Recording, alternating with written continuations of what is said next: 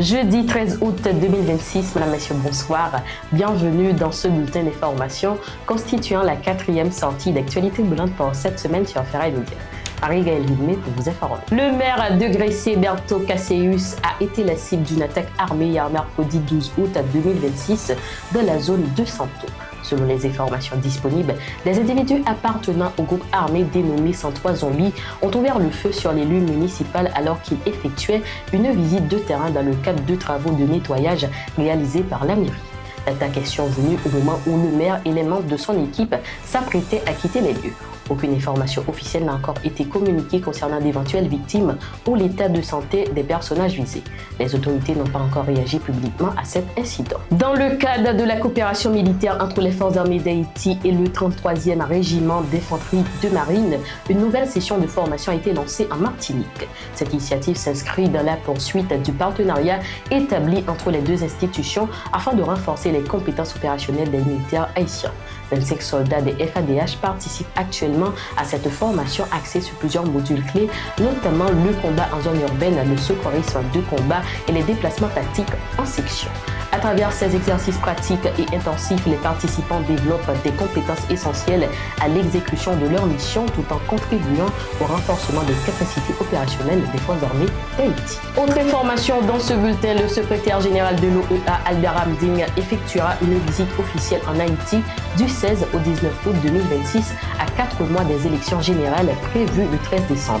Au cours de cette mission, il rencontrera les autorités haïtiennes afin d'évaluer les préparatifs électoraux et de discuter du renforcement de la coopération entre Haïti et l'OEA, notamment en matière d'assistance technique et d'appui au processus électoral. Cette visite intervient dans un contexte marqué par l'insécurité et les défis liés à l'organisation du scrutin. La compagnie aérienne Sunrise Airways a versé 6 millions de gourdes à la mairie du Cap-Haïtien. Le chèque émis le 10 août 2026 est destiné à la municipalité. Cette contribution intervient alors que la compagnie fait face à de nombreuses critiques liées à ses tarifs, à la qualité de ses services et au traitement de certains passagers. Sur les réseaux sociaux, plusieurs internautes estiment que ce geste vise à améliorer son image. Par ailleurs, Sunrise Airways fait également l'objet d'allégations concernant l'influence présumée de son PDG, Philippe Bayard, dans certaines nominations au sein d'institutions publiques. Des accusations qui n'ont pas été officiellement établies. Dans un contexte marqué par une concurrence limitée dans le transport aérien haïtien, les appels à davantage de transparence, à une amélioration des services demeurent nombreux. Sur le plan international, le président colombien Abelardo de la Espriella a décrété l'état d'urgence économique après le séisme de magnitude 7.4 qui a frappé l'ouest du pays. Le dernier bilan fait état de 265 morts, près de 3500 blessés et 500 disparus. Le chef de l'État a également annoncé 3 jours de deuil national ainsi que la création de fonds spéciaux destinés à soutenir les victimes et à financer la reconstruction.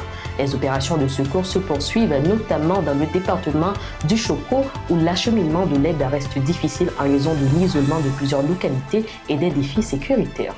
Dossier sport, le FC Barcelone continue de travailler sur le dossier de Rodri, considéré comme une des priorités du club pour renforcer son entrejeu. Selon plusieurs sources, Manchester City a rejeté une première offre du club catalan estimée à 60 millions d'euros.